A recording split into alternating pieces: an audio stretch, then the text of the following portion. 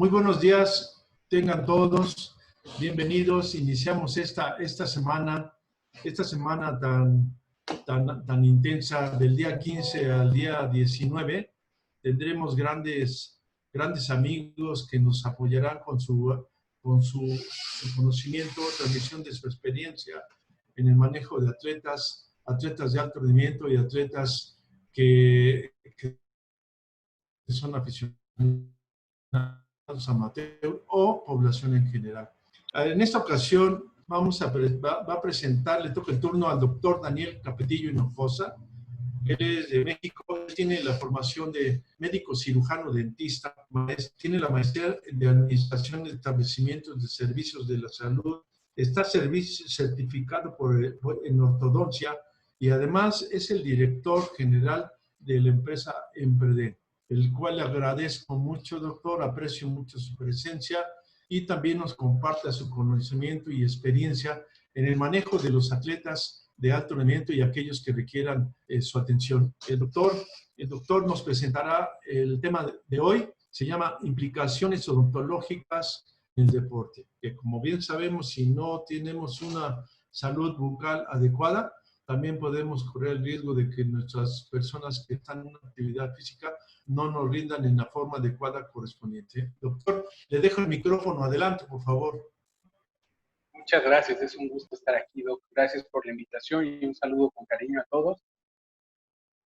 Vamos a empezar con, creo que todavía no se comparte la pantalla, excelente. Listo, si quieren la siguiente. Vamos a hablar de las implicaciones odontológicas en el deporte. Es un tema bien interesante que me gusta mucho. Un poquito de los antecedentes académicos. Soy licenciado por la Universidad Intercontinental en odontología. Hice la maestría en Unitec y la certificación por la Asociación Dental Americana en Ortodoncia en la Universidad de Florida. He tenido la fortuna de participar con algunos hospitales, como la Cruz Roja Mexicana, el INER, el Hospital General, el Comité Internacional de la Cruz Roja en Ginebra o el Hospital Shands en Florida. Vamos al siguiente. Y vamos ahora sí a empezar, ¿no? Actualmente me dedico a la práctica privada en Emprede, que es una clínica dental enfocada a dar servicio a empresas y aseguradoras. Y la siguiente. Vamos a platicar un poquito de qué es lo que pasa con la odontología y el deporte. Aquí es muy sencillo de ver, lo quise dividir de esta manera, viendo que existen factores predisponentes, luego un traumatismo y lesión.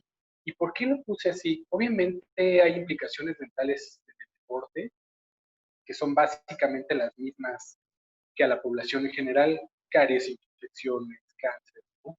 Entonces las quise hacer un poquito de lado y poner factores predisponentes que los podemos dividir en dos, lo que la persona es y lo que la persona hace. Eso la predispone a que cuando ocurra un traumatismo se genere una lesión. ¿Quieren? Vamos a la siguiente. Aquí, como ustedes son expertos, seguro van a saber la respuesta. La respuesta es un poquito divertida, pero les quisiera yo preguntar y que pensaran un segundito, ¿en qué deporte hay más lesiones dentales? Es simpático, no necesitan contestar, solo piénsenlo. ¿En qué deporte hay más lesiones dentales? Me eché un clavado tantito a la literatura y encontré varios artículos, entre ellos dos muy relevantes y muy interesantes. Una revisión bibliográfica hecha en Estados Unidos desde 1960 hasta abril del 2012 y otra en Nueva Zelanda desde 1999 hasta el 2008, para ver en qué deporte había más lesiones dentales. Les voy a adelantar un poquito, el 60% de los lesionados son hombres y la mayor cantidad de lesiones ocurren de los 11 a los 20 años. Y es bien chistoso, ¿no? Pero aunque es difícil de medirlo, el informe más certero dice que en Estados Unidos de 30 millones de jóvenes asegurados se reclaman pólizas por 5 millones de dientes perdidos en la práctica deportiva al año. Es un montón. Y los deportes con más y menos lesiones no es tan obvio, aunque la causa es muy obvia. En Estados Unidos el deporte con más lesiones dentales no es el americano, ni son los deportes de combate como artes marciales o así, es el básquetbol. En Nueva Zelanda es el rugby, sí, el número 1, pero el segundo lugar son los deportes acuáticos. Igual en Estados Unidos, primer lugar básquetbol, segundo lugar deportes acuáticos, y los deportes de combate, las artes marciales, junto con los deportes de un contacto real como el americano, están muy por abajo en la lista. Quizás no esperaríamos esto, pero la causa, si quieren la diapositiva siguiente, la causa es súper obvia. O sea, no es tan obvio o tan evidente qué deporte es el que va a tener más lesionados, pero es muy, muy evidente por qué hay más lesionados en el deporte. Entonces, la diferencia más importante es el uso de equipo de protección.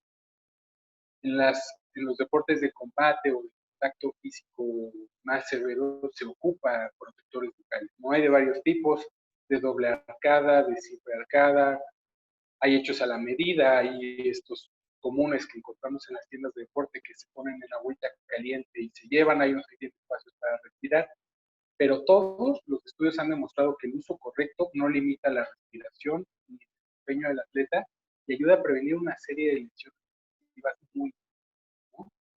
Incluso en actividad física donde no hay contacto, por ejemplo, en casos que nosotros hemos recomendado, levantamiento de pesas o deportistas que hacen fisicoculturismo, les mandamos protectores bucales aunque no tengan contacto para prevenir el bruxismo. Es decir, cuando hacen un esfuerzo importante, tienden a presionar los músculos de la comunicación y se pueden lastimar los dientes.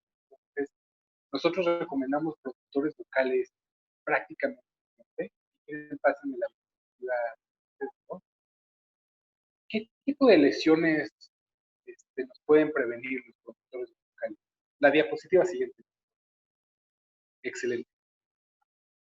Hay 5 tipos de lesiones que está comprobadísimo que los protectores bucales pueden ayudar a prevenir o a mitigar, ¿no? Lesiones en tejido blando, que es esta que vemos, es una lateral de cráneo para ortodoncia, donde se aprecia el tejido blando del paciente. Las lesiones en tejido blando son muy comunes y el protector bucal previene porque al final es una barrera que impide que los dientes rompan los labios. Fracturas dentales, que es el tipo de lesión más común reportada, también obviamente el protector bucal es lo que más cuida. Fracturas mandibulares también, al final actúa como una férula y reduce el impacto. Lesiones de la articulación temporomandibular también se previenen con el uso de guarda y la pérdida de la conciencia.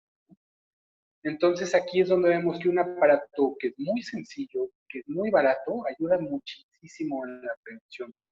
Y el uso, o en este caso el no uso de protectores bucales, es el principal factor predisponente para que ocurra una lesión.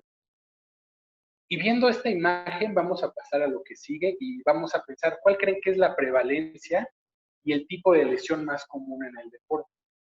Y aquí la tenemos de abajo hacia arriba, la más común, la número 1, son fracturas dentales. Era más o menos obvia, hay varios tipos, ¿verdad? Desde muy chiquitas, donde es una pequeña ahí despostillada en un borde incisal de un diente, hasta una fractura completa que se lleva a la raíz y se pierde la pieza. Abulsiones dentales, donde la pieza dental se sale de la boca del paciente.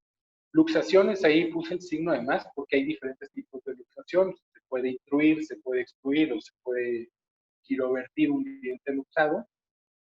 Tejido blando son otro tipo de lesiones menos frecuentemente reportadas y al final la articulación temporomandibular, es decir, la articulación junto con fracturas mandibulares, son el tipo de lesión menos común.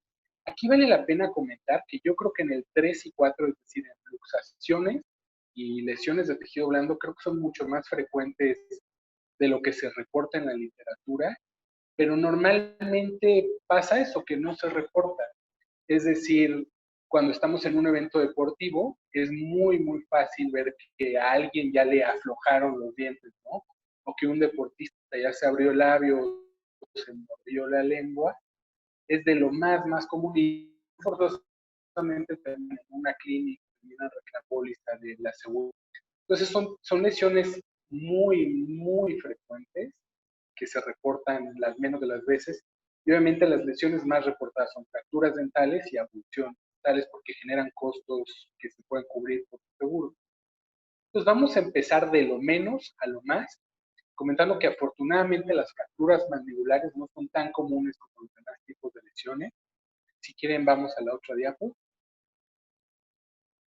Aquí también lo que estamos viendo es un corte de otra radiografía lateral de cráneo, igual una lateral de cráneo utilizada para ortodoncia.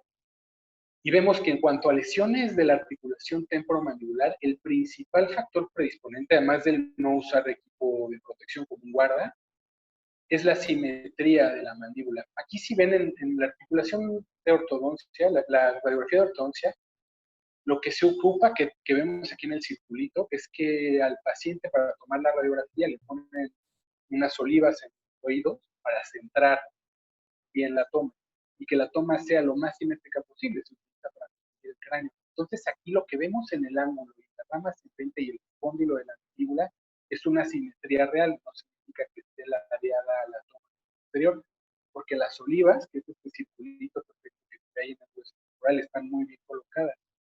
Entonces, un paciente con una discrepancia o con una simetría mandibular muy fácilmente va a tener una luxación mandíbula. Estos pacientes a veces se luxan tan solo con masticar o con masticar. Entonces, y es fácil de comprender, piensen que es una articulación de dos cóndilos, el temporal y el hueso mandibular, que normalmente, como cualquier articulación, debería estar guiada por el hueso y activada por los músculos. Pero en este caso, ¿qué pasa cuando el hueso de un lado mide diferente que el hueso del otro? ¿Cuál guía y cuál no? Son pacientes que tienden a tener atrapamiento y reducción del disco articular de por sí, y cuando ocurre un traumatismo, se luxan, se luxan muy fácil, ¿no? Entonces, bueno, ¿qué pasa? Si quieren, vamos a la siguiente diapositiva. ¿Qué pasa cuando hay un traumatismo fuerte en la mandíbula y de pronto vemos que el paciente, su oclusión ya no coincide, ¿no? Y tiene dolor? ¿Cómo vamos a saber si es una luxación o si es una fractura? En ambos casos hay un desplazamiento mandibular, la oclusión no cuadra y existe dolor, ¿no? Es muy fácil aquí lo que estamos viendo en la imagen, que lo que normalmente se hace con cuidado es apoyarse en los primeros molares y en la rama horizontal de la mandíbula y ejercer un poquito de presión asimétrica en ambos lados. Cuando hay una fractura, existe un movimiento dispar de la mandíbula y se puede percibir una crepitación. Es muy fácil. En esa posición de los molares, si no hubiera crepitación y no hubiera un desplazamiento asimétrico de la mandíbula, es la forma más correcta de reducir la luxación mandibular. Normalmente puede ser con los índices o los pulgares para tener mejor sujeción del paciente. Si un paciente se luxa de la mandíbula, normalmente va a quedar atorado o trabado. El cóndilo mandibular va a estar por delante del cóndilo del hueso temporal y el paciente va a ser incapaz de regresarlo por sí mismo. Si dejamos que la lesión se enfríe, va a ser más difícil y más doloroso de corregir. Entonces, la corrección es muy sencilla. Una vez que hayamos visto que está fracturado, simplemente nos apoyamos en los primeros molares, con los pulgares o los índices, sujetamos la mandíbula, la desplazamos hacia abajo y hacia adelante, y luego la rotamos hacia atrás para llevarlo a la posición. Si sentimos que hay crepitación o hay un movimiento dispar, lo que hay que tratar de hacer es evitar mover al paciente lo más posible. ¿Y por qué lo vamos a evitar mover? Porque recuerden que a partir de aquí, de la rama ascendente, en la parte media, y hasta más o menos a la altura de la pupila, aquí en el mentón, está el nervio dentario. Entonces, si fracturamos la mandíbula en el ínter, podemos seccionar el nervio dentario y generarle una parestesia en el labio a nuestro paciente. Entonces, lo vamos a manipular solamente cuando hayamos visto que no hay crepitación. Si quieren, vamos a la siguiente. En esta diapositiva, la siguiente, por favor, es una radiografía panorámica. Aquí podemos observar las principales zonas de incidencia de fractura. En la parte medial de la radiografía vemos la más común, que es en la parasinfisis, en esta zona. La segunda más común es en el ángulo mandibular y la menos común es fracturar el cóndilo. Realmente, bueno, es muy fácil de entender por qué. Si ven en las dos primeras zonas, es donde hay un cambio en la curvatura mandibular y hay un cambio también en la densidad. Cuando estamos en la parasinfisis está el agujero mediano y de pronto el conducto del nervio dentario hace un giro hacia arriba, donde deja menos espacio de hueso, y además aquí hace una curva la mandíbula, la parte del mentón tiene mucho más densidad, entonces es más difícil de fracturar. Y el ángulo de la mandíbula es súper fácil de fracturar. Aquí se ve donde dibujamos, en la parte izquierda de la pantalla, justo la muela del juicio, si tiene un tamaño grande, la mandíbula aquí cerca del músculo, pero a veces tiene una escotadura, lo que es un grosor menor de hueso, y en un impacto nos favorece la fractura. Cuando estaba en el hospital aquí en Polanco de la Cruz Roja, justo me tocaba ayudar al área de cirugía plástica. Lo que me tocaba hacer ahí era ayudar a exponer el área de la fractura y con mini placas fijar.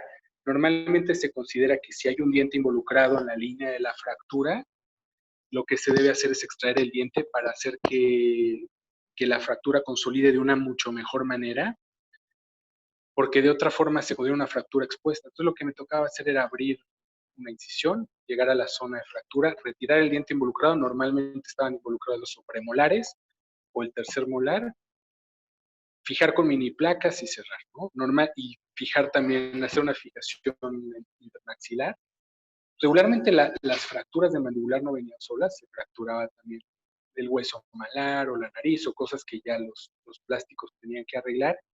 La verdad es que en todo el tiempo que estuve nunca vi una fractura de cóndilo. Es mucho más difícil porque al recibir un impacto, para fracturarse el cóndilo tendríamos que impactarlo contra el hueso temporal. Regularmente no ocurre. Sí se puede haber un golpe, que por eso se pierde el conocimiento, pero normalmente los dientes amortiguan el impacto. Lo que sí veíamos cada rato eran fracturas en la parasínfisis y el ángulo de la mandíbula. Si quieren, vamos a la siguiente. Entonces, bueno, ahora vamos a ver un poquito las lesiones de tejido blando. Yo, la verdad, sinceramente creo que lesiones de tejido blando y luxaciones es lo más común, solo que no se reporta y no termina en los registros. Vamos a la siguiente. Lesiones de tejido blando ocurren a cada rato. Esta la acabo de sacar del WhatsApp. Justo preparando la diapositiva me llegó un WhatsApp de una pacientita que se mordió la lengua, que qué hacía. Es bien común, ¿no? Esta es una lesión muy sencilla, simplemente se ulceró después de una mordida. Vamos a la siguiente. Esta es una lesión mucho más parecido a lo que normalmente podríamos encontrar. Igual me la mandaron los papás por el WhatsApp que hacían, estaban de vacaciones en la casa de descanso de los pacientitos. El paciente tiene un tumbling, hay un trampolín cerca de la alberca y no le atinó, ¿no? Aquí lo que vemos es que tiene una cortada en el labio el paciente. Ahí el paciente tenía 5 años y medio, ahorita ya tiene 9. Se cortó el labio y bueno, es una lesión que lleva la piel y la mucosa labial, pero a que no adivinan con qué se cortó el labio. Si quieren, pásenme por favor la siguiente. Se cortó el labio con los propios dientes. Este tipo de lesión, esta laceración es mucho más parecida a la vida, ¿no? Aquí el paciente tuvo una laceración, se atravesó la mucosa, se atravesó el músculo orbicular, se atravesó la piel y la mucosa labial, se luxó el diente. Si ven, para identificar una luxación se ve que en el nacimiento del diente, en el surco, está sangrando. No se alcanza a ver en esa foto, pero se fracturó el diente, es un diente temporal, y tuvo casi todos los tipos de lesión en una, ¿no? Es decir, se laceró, se luxó y se fracturó el paciente.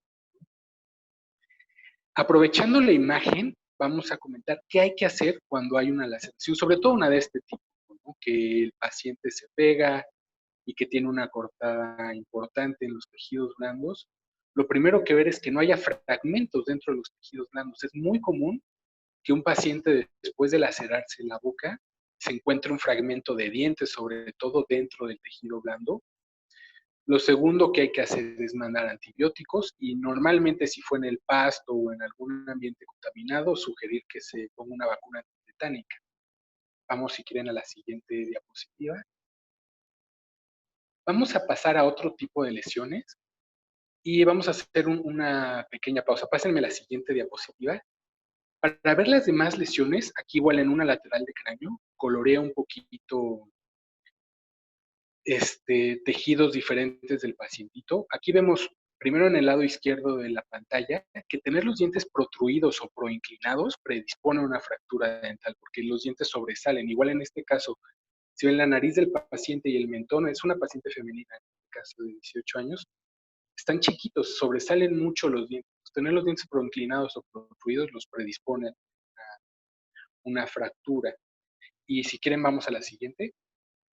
Y aquí en esta imagen que coloreamos, puse en rojo el diente tiene 3 capas, la parte interna es la pulpa, en un rojo un poquito más clarito se ve la dentina, y la parte más marcada es el esmalte, que es la parte más rígida. En blanco puse el ligamento periodontal y en azul el hueso, ¿no? Entonces, es un juego de proporciones lo que va a pasar cuando un paciente se golpea. Lo normal que esperaríamos en un paciente adecuada se considera que lo que mida la corona, lo mida la raíz en una proporción de 1,5. Es decir, si la corona mide 10 milímetros, la raíz debe de medir 15 para hacer números redondos. Si la proporción corona-raíz está alterada, es decir, si la raíz es enana, lo más seguro es que el diente se va a avulsionar, que al recibir un impacto el diente va a terminar afuera. Si la proporción corona-raíz es sana, lo más seguro es que lo que se va a romper es el diente.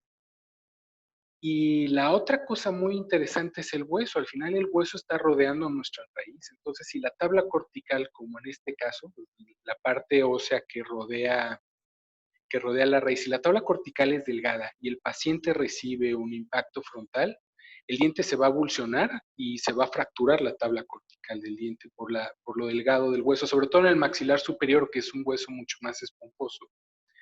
Entonces, en un impacto o en un traumatismo bucal, todo es un juego de proporciones. Si quieren, vamos a la siguiente diapo. Entonces, vamos a ver cómo se ven algunas de las lesiones más comunes. Vamos a la siguiente. Las luxaciones son, híjole, súper frecuentes, mucho más de lo que la literatura indicaría. También son muy sencillas de tratar, no es algo grave, aunque sí requiere de ciertas acciones. Simplemente en la luxación lo que le pasa es que el ligamento absorbe el golpe, la parte que en el otro dibujo hemos coloreado de blanco. Todos los dientes tienen un cierto movimiento fisiológico.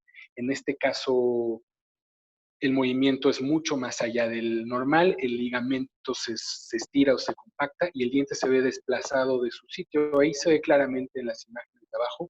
Regularmente se lingualiza, o sea, se viene para adentro, pero muchas veces se puede rotar y en las veces menores se puede hacer hacia afuera o hacia adentro del hueso. ¿Qué hay que hacer en una luxación? Simplemente hay que reposicionar el diente y hay que ferulizarlo, ¿no? Darle unas 4 a 6 semanas de descanso y listo. El tipo de férula que se sugiere es una férula que permita movilidad. Normalmente en clínica se pegan con un alambre ultra flexible de acero trenzado o con nylon y con bolitas de resina para que el diente tenga esa movilidad y evitemos que se anquilose. Es el tipo de lesión más sencilla donde no hay demasiado problema, incluso ni siquiera es muy molesta para el paciente, ¿no? Ahora vamos a ver otro tipo de lesión que es muchísimo, pero muchísimo más aparatosa. Si quieren vemos la siguiente diapositiva, que son las avulsiones dentales, ¿no? En una avulsión dental es cuando más rápido tenemos que actuar. Lo que se tiene que hacer es una recolocación del diente, una posterior ferulización y luego el control, ¿no? Entre más rápido se actúe es mejor. Lo que normalmente se hace después es mandar una terapia con antibióticos y una vacuna antitetánica. ¿Qué se debe de considerar aquí? No vamos a recolocar dientes fracturados. O sea, si el diente se fractura en la raíz, me refiero, una fractura en vertical o en diagonal, ya no se recoloca. No se van a recolocar nunca dientes temporales, es decir, si el pacientito tenía dentición mixta y el diente que se avulsionó fue un diente temporal, ese ya no se recoloca. Y bueno, en atletas no debería pasar, pero si tiene infecciones periodontales tampoco se recoloca, normalmente se pierde por una infección del hueso y el golpe simplemente es el evento donde se sale, ¿no? La velocidad de recolocación es lo más importante. Si lo logramos recolocar antes de 10 minutos, el diente se va a morir, obviamente, al salirse de la boca, se secciona su paquete vasculonervioso, no pasa nada, se hace un endodoncia y no hay problema. Pero si la recolocación se hace antes de 10 minutos, el ligamento, el tejido que coloreábamos en blanco, conserva la vitalidad. Entonces la unión que tiene con el hueso es súper natural y no pasa nada. Si se coloca después de 10 minutos, lo más probable que va a pasar es que el diente sí se va a aceptar, pero se va a anquilosar, es decir, se va a adherir directamente la raíz, la dentina, con el hueso. Y eso tiene ciertas implicaciones, sobre todo si el pacientito está todavía en crecimiento, es un problema generar una anquilosis. Y normalmente si pasa más de 60 minutos entre la abulsión y la recolocación, se va a perder, tarde o temprano, es decir, va a haber un rechazo por parte del cuerpo. En algunas veces los osteocitos convierten al diente en hueso y la corona finalmente se cae después de meses o años, y en otras veces se hace un absceso y se rechaza por completo el diente, ¿no? Si no podemos por alguna razón reimplantar, se aconseja que el diente se mantenga en solución salina, leche, o lo más práctico es dentro de la boca del mismo paciente en el cachete. Hay que recordar que no tenemos que tallar el diente porque le vamos a tirar todo el ligamento. Si está sucio se puede enjuagar sujetándolo de la corona para separar la raíz. Si quieren vamos a la siguiente. Este es un caso de la clínica. Es una pacientita que me fue referida hace mucho, lo solucionamos en el 2011. Una pacientita que tenía un problema sistémico, tenía síndrome de Moebius. La imagen de hasta arriba es la más antigua. Empezamos a hacer ortodoncia interceptiva para ayudar a que la falta de desarrollo esquelético se compensara con algunas extracciones seriadas. Tenía caries y todo cuando la encontramos, cuando la refirieron de primera vez. Empezamos a prevenir y llevar el caso normalmente. En las panorámicas del medio se va viendo la evolución, arriba todavía con coronas acero cromo que le habían puesto a esta paciente, la atendían en el Teletón. En medio ya sin caries y sin coronas, justo en medio le ocurrió un accidente, esta paciente se cayó andando en bici. El central superior, el número 11, el superior derecho que aquí se ve del lado izquierdo de la fotografía, se avulsionó. Lo reimplantamos, pero había pasado por lo menos una hora de que se avulsionó. Llegó a la paciente en domingo a la clínica, llegué yo, y el papá es médico veterinario, y les digo, oigan, ¿y dónde está el diente? Ay, no, no lo trajimos. Bueno, tuvieron que regresar por el diente, traerlo, lo tuvimos que desinfectar, ya el ligamento estaba muerto. La panorámica de en medio y de abajo se ve que ya tiene tratamiento de conductos, pero lo interesante es la imagen de hasta abajo del lado izquierdo de la pantalla, donde el maxilar, recordemos que tiene un crecimiento hacia el frente y hacia abajo, creció, pero el diente no siguió la evolución del maxilar. El diente se anquilosó y quedó arriba. Lo podemos ver en la lateral de cráneo, del lado derecho de la pantalla.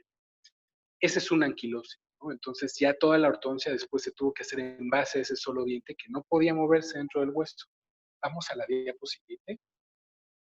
Antes de pasar a las fracturas, vi un par de estudios que me parecieron de lo más interesantes de comentar. En el Reino Unido estuvieron a más de 1 millar de atletas de más de 11 disciplinas a lo largo de varios años, desde 2012 a la fecha, y encontraron cosas súper interesantes. Si quieren, vamos a la siguiente diapo. Encontraron que los atletas tienen mejor higiene que el promedio, pero un mucho más alto índice de caries, y que los atletas referían ellos mismos una afectación al desempeño, 7% en el fútbol profesional, que eran creo que más de 90 clubes en el Reino Unido, y 32% los atletas olímpicos del Reino Unido, es decir, ellos reportaban que sentían que su estado de salud bucal afectaba su desempeño. 87%, bueno, ¿qué era lo que estaba pasando, ¿no? ¿Por qué tenían mejor higiene pero peor calidad de salud bucal si además acudían al médico y al dentista? Resultó que se dieron cuenta que 87% consumían de forma muy frecuente bebidas deportivas, 70% además usaban geles deportivos que son de glucosa, y 59% consumían frecuentemente barras deportivas también. ¿Qué pasa con todo esto? El pH de muchas de las bebidas es ácido, tienen una gran cantidad de azúcares y tienen gerostomía o la boca seca al estar respirando durante el ejercicio. Entonces, con tantita caries que tengan, recordemos que la caries es una infección y como tal es contagiosa. Se iba pasando de un diente en diente o tenía mayor posibilidad de crecer dentro de los mismos dientes, ¿no? ¿Qué sugerían ellos? Pues, al final las bebidas deportivas tienen azúcar por una razón, entonces no era quitarlas, sino tomar agua entre el consumo de bebidas o geles energéticos para disminuir la cantidad de glucosa que se quedaba en los dientes. Si quieren, vamos a la siguiente. Si las canicas y las esferas de Navidad están hechas de vidrio, ¿cuál es la diferencia? ¿Por qué unas resisten más y otras menos? La respuesta es muy sencilla, pues las canicas están rellenas y las esferas están huecas. Lo mismo pasa con la caries. Vamos a la siguiente diapo. Aquí van un par de casos. El tipo de fractura más común que se ve es esta. Es una pequeña despostillada del esmalte. Eso es lo más normal, lo más común, pequeñas esquinitas de esmalte despostillados. Gracias a Dios es una lesión muy fácil de atender, muy poco dolorosa y sin grandes complicaciones. Y en segundo lugar, el tipo de fractura, vamos a la que sigue, que tiene una prevalencia interesante es como esta, ¿no? Evidentemente este es un paciente normal, no es un atleta, nos hablaron a la clínica de emergencia de sorpresa que si lo podíamos recibir. Y en la imagen pequeña es la cámara intraoral donde se ve que ambos dientes fracturados, con dos tipos de fracturas, una fractura parcial y una fractura total de la corona, ambos tenían caries, ¿no? Lo que predispone que se fracture. Vamos a la diapositiva siguiente.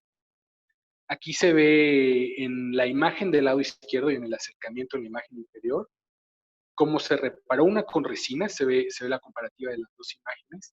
El paciente utilizaba una prótesis de sobreponer, una prótesis parcial, y al final vamos a la siguiente imagen. Se ve cómo se arregló sobre de la prótesis la otra, ¿no? Entonces, fue fácil de tratar. También la fractura completa de corona era un diente que tenía, además de caries, endodoncia. Y la fractura parcial, afortunadamente, no se llevó una gran cantidad del diente.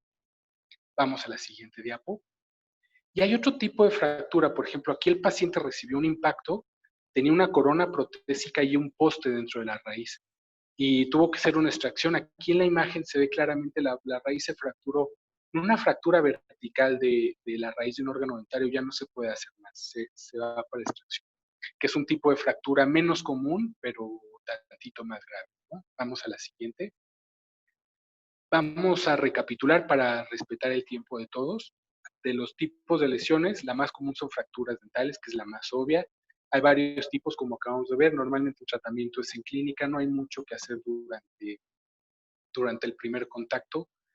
La segunda, más comúnmente reportada, son avulsiones. Ahí sí lo más importante es la acción temprana. Recuérdense la recolocación o reimplantación del diente y después referirlo a su dentista de confianza es lo más importante.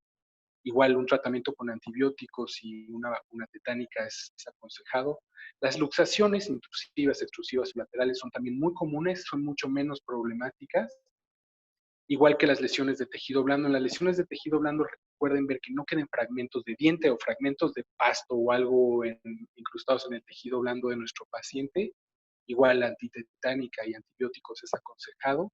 Y lesiones de la articulación temporomandibular y la mandíbula, nada más recuerden la prueba de ver si está fracturado o no de primer inicio, sin mover demasiado para no segmentar el nervio dentario, reducir la luxación si fuera necesario y referir para la aplicación de la mandíbula, procurando que el paciente no esté abriendo y cerrando.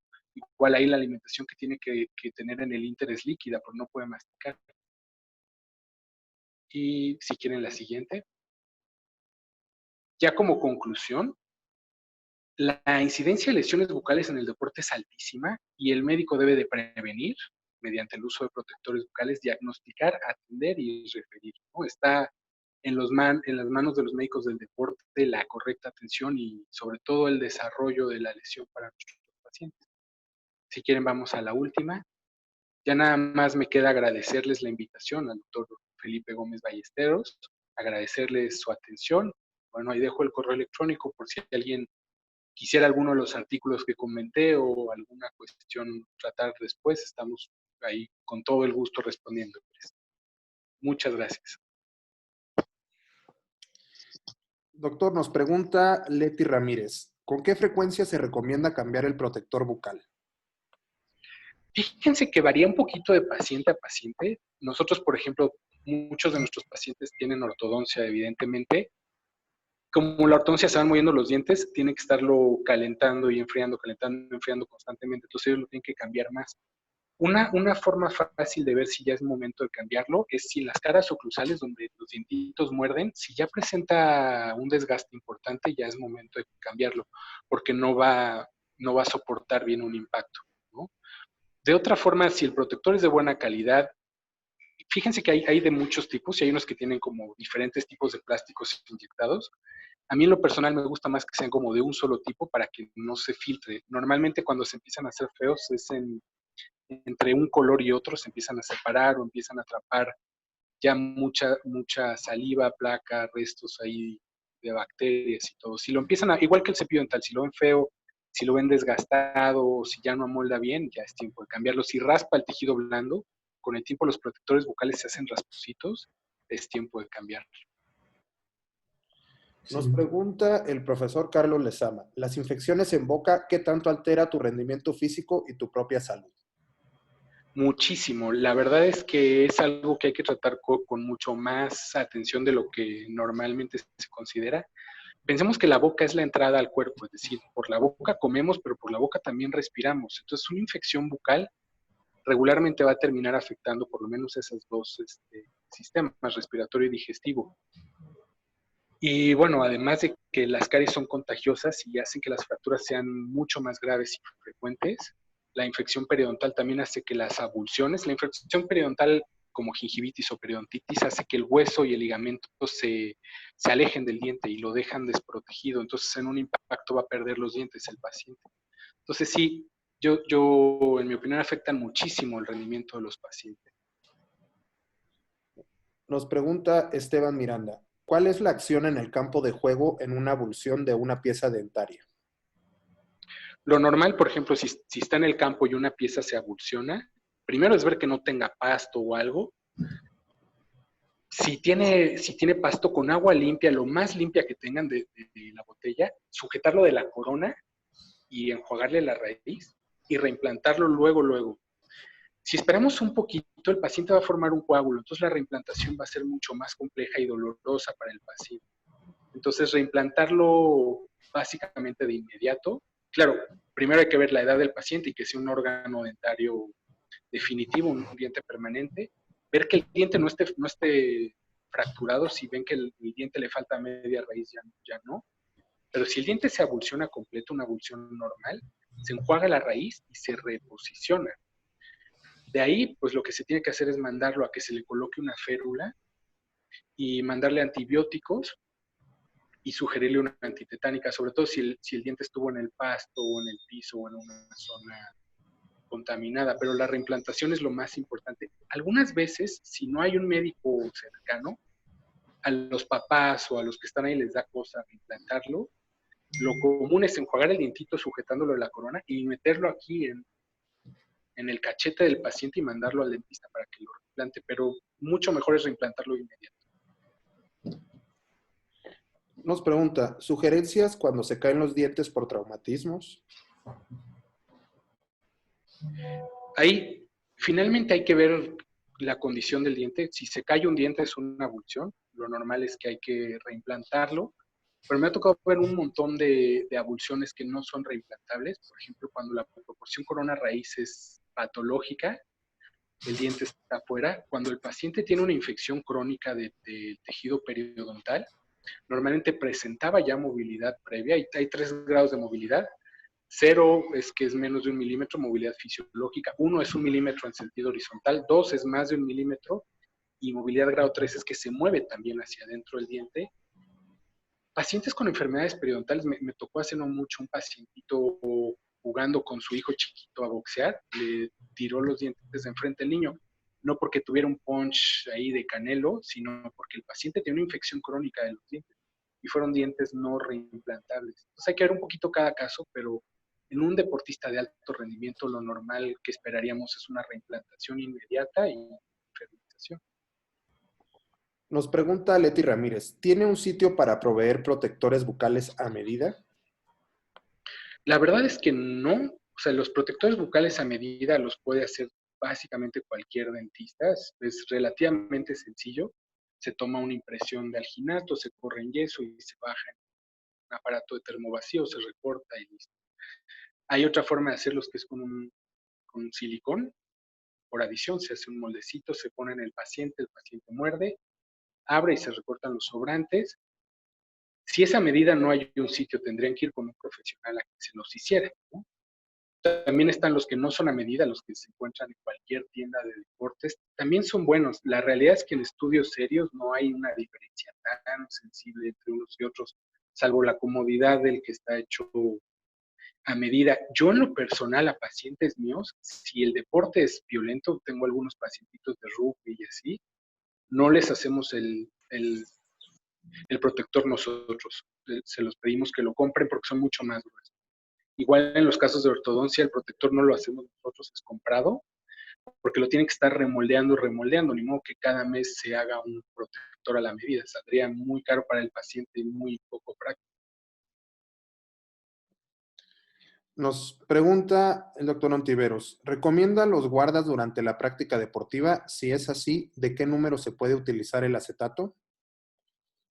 Sí, normalmente sí. Fíjense que muchos pacientes, incluso que no son deportistas profesionales, o sea, que les gusta ir a cargar pesas, ¿sí? Sí les recomendamos guardas, sobre todo cuando vemos que tienen bruxitis, porque luego aprietan o tienen una oclusión, puede ser bruxismo céntrico o excéntrico, o sea, que froten o que aprieten y se lastiman los dientes. El acetato que usamos en clínica cuando es solo bruxismo es un acetato del 60 o del 80 blando, para que sea cómodo para el paciente, pueda hablar, respirar y llevar una vida normal mientras los dientes están protegidos. Si no es para recibir impacto, si es alguien que practica ciclismo o que practica levantamiento de pesas o así, con un acetato del 80 blando debe ser suficiente. Nos pregunta Arturo Gallo, buen día, ¿cuál es grado de caries aceptable para la práctica de box profesional? La verdad debería ser cero. Las estadísticas en México nos dicen que 5 de cada, bueno, el, el, el, el promedio en México es por arriba del 90, del 95% de personas tienen caries y el promedio de cuántas caries tiene una persona es de 5 caries por paciente. Es altísimo. A nivel mundial en países desarrollados es uno de los peores, ¿no? Entonces, bueno, consideren el promedio nacional, que es el 90 y tantos por ciento de pacientes con caries y 5 caries por paciente, pero no debería. Yo creo que un atleta no debería tener caries. La caries aloja diferentes tipos de bacterias que pueden ocasionar otro tipo de infecciones y como cualquier infección es progresiva, va a ir creciendo y es contagiosa. Una caries en una pieza se va a ir pasando a otra y va a pasar lo que quería comentarles en el ejemplo de una canica contra una esfera. Un diente con caries no resiste bien los impactos. En un paciente de box, aunque ellos tienen que por fuerza llevar protector bucal, no es buena idea que tenga caries, aunque sea una caries chica. Nos pregunta Les Carvajal, en esa misma abulsión, ¿cómo podemos mantener ese diente implantado? ¿Qué utilizar para que no se mueva nuevamente? Normalmente si es en el momento, o sea, si fue en un partido de algo y el paciente usa protector, se reposiciona y se le pone su protector y se manda con el dentista. Ya en clínica, normalmente en una abulsión, lo que hacemos es pegar un alambrito muy delgado, es un alambre trenzado ultra flexible, se llama, de acero inoxidable por la parte lingual de los dientes, con perlitas de resina y eso lo deja ferulizado, ayudándonos de los otros dientes. En el momento con reposicionarlo y poner, si tuviera el paciente un protector, el protector es suficiente. Si de momento, si están en la cancha y se le acaba de abulsionar, con reposicionarlo y mandarlo a su dentista va a ser suficiente. Nos pregunta el profesor Carlos Lezama, ¿afecta una infección dental a un infarto? Sí, pues, sí y no, ¿no? Si hablan con un cardiólogo van a ver que normalmente los pacientes no se intervienen del corazón si no tienen un certificado de que no tienen infecciones dentales, particularmente caries. Hay un ente, el estreptococo beta hemolítico normalmente está en boca y también se puede alojar en las válvulas cardíacas, entonces sí, no, o sea, una infección bucal directamente no generaría un infarto, pero si preguntan con cardiólogos, siempre antes de una intervención tienen que checar que el paciente no tenga ni enfermedad periodontal ni caries.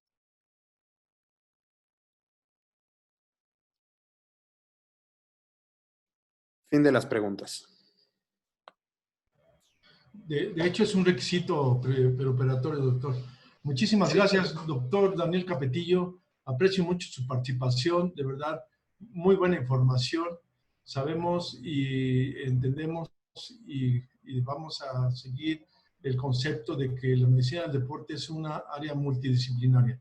Una área multidisciplinaria donde estamos.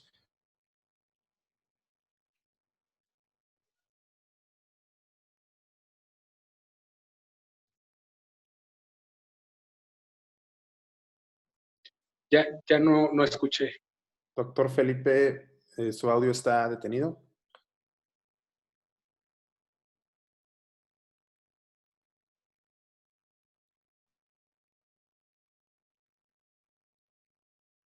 Ok, bueno, en lo que regresa el audio del doctor Felipe, queremos agradecer a todos su presencia, sobre todo doctor Daniel Capetillo, muchísimas gracias por este interesante tema. Gracias a ustedes por su atención y su participación. Y los invitamos el día de mañana a la misma hora, 12 p.m., con el tema La actividad en confinamiento, la importancia del trabajo del core, por el doctor Daniel Luis Arillo Baraza. Sí, perdón, se me fue aquí el problema, tuve problema con internet. Pero aparte de tenemos grandes temas el día de hoy. Sí me escuchan bien, ¿verdad? Sí. Ok, gracias. Doctor Capetillo, gracias por tu amable participación. Quiero Gracias, hacerles Doc, 3 por la anuncios. invitación.